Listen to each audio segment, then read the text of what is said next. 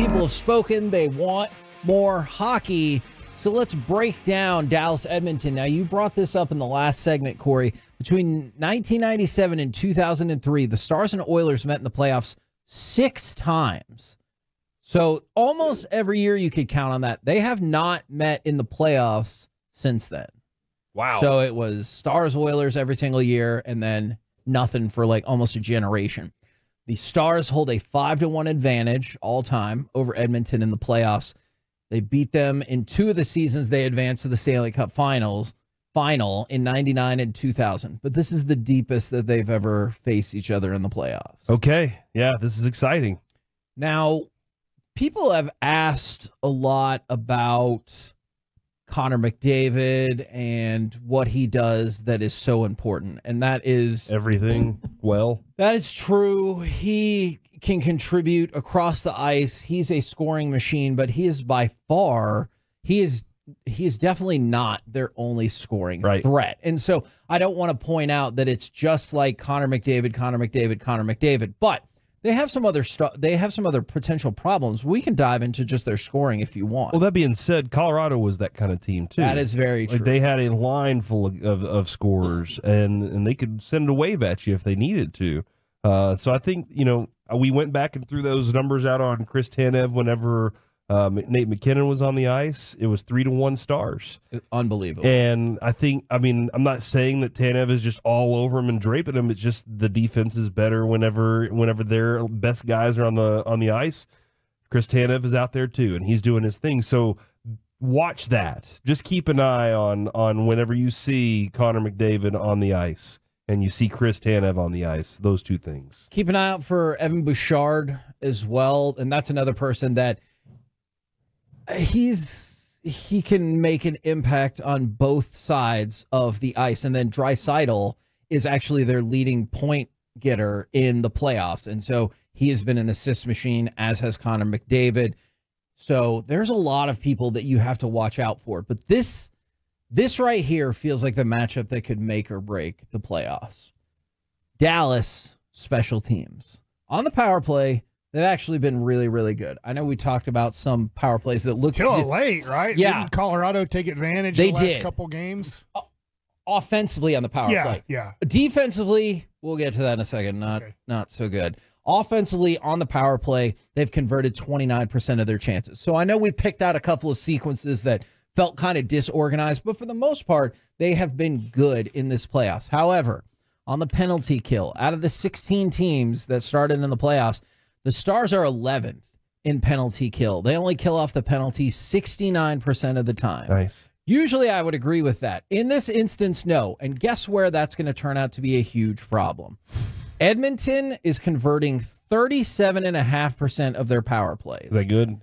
For them, it's amazing. Okay. But we talked about how, hey, if you could hold it down to 2, maybe 3 penalties per game, well, just the numbers would tell you that's a power play goal every single game for Edmonton. Now, I know it won't play out exactly like that, but Edmonton is the best in the playoffs at converting on the power play. The Stars are in the bottom third at defending the penalty kill. That matchup scares me very much. Yeah, I do wonder, Kevin, was it 11 games in 21 days that the Stars played in that stretch between the Vegas and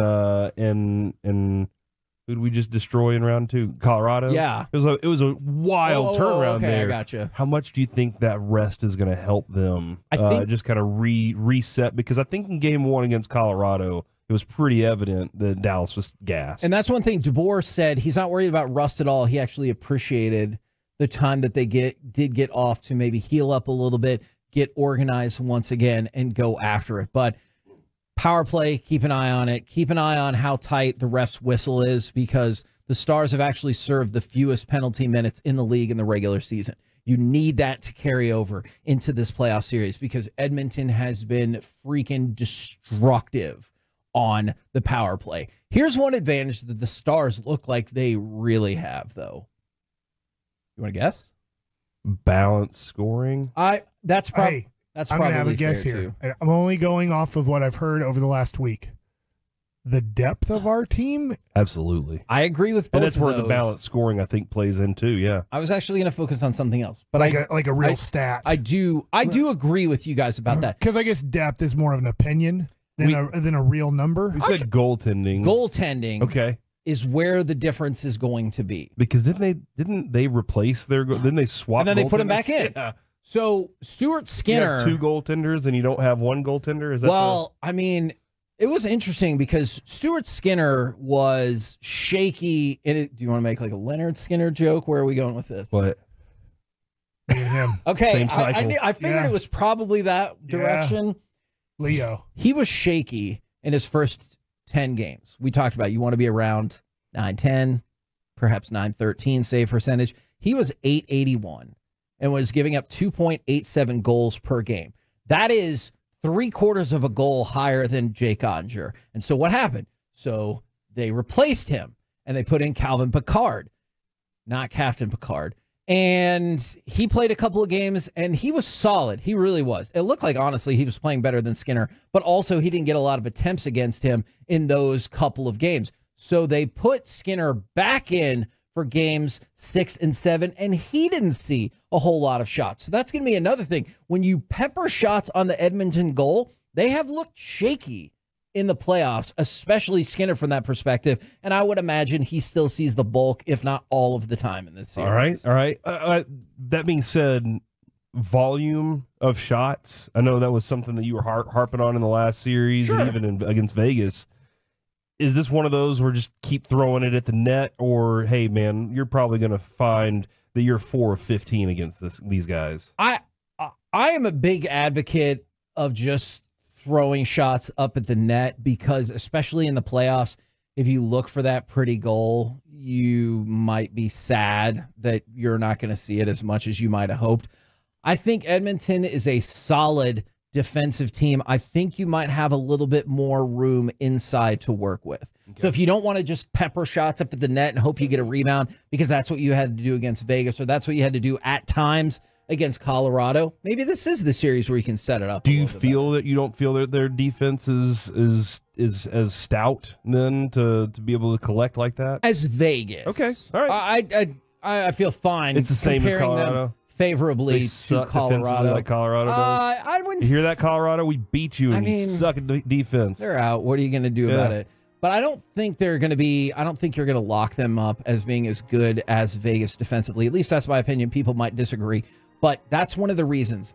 And with their shaky goaltending, I like the idea of just firing stuff at the net, because what'd you see against Colorado? You got really efficient, and against Vegas, at rebounding the puck and putbacks. I know normally that's more of a basketball stat, but you got really good at that. And I think there's an advantage to be had there. Okay. All right. I like that too. And I think the Stars are going to win in 5. We can talk about that maybe more tomorrow if you like, but I'm not going to waver off of that. From the 3-2-1. Yeah, Colorado, on your face. Oh my God.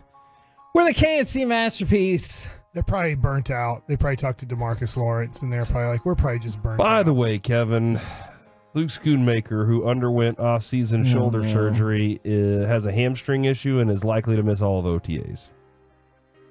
Wait till next year. Yeah, it is not a good sign when you come into football and you're hurt before you actually play football, and then the next offseason you need another surgery and you're hurt before you actually play football again. Not good. That's bad. He's still getting paid. All he needs is one more year of injuries, and he qualifies for a pension because he gets 3 years in the NFL. That's what we're hoping for. Come on, Luke. Stick around, is that what you're hoping for? Old Scooney. For Scooney, yeah, man. 3 years of NFL salary, and you get a little bit of pension. Heck yeah, man. Don't you think he wants to be effective as a player, though? Mozzie Smith is rehabbing from shoulder surgery. Heck yeah, man. These Michigan guys. It was an injury that bothered him all season. He wouldn't use it as an excuse for his disappointing play. So do you think Michigan guys are soft, and if Derek Holland wanted to show up to argue against that, he's free to? Anytime he wants, big boy. Yeah, On your face. Didn't Jordan Lewis go to Michigan? Yep. Look how healthy his career's been. Okay.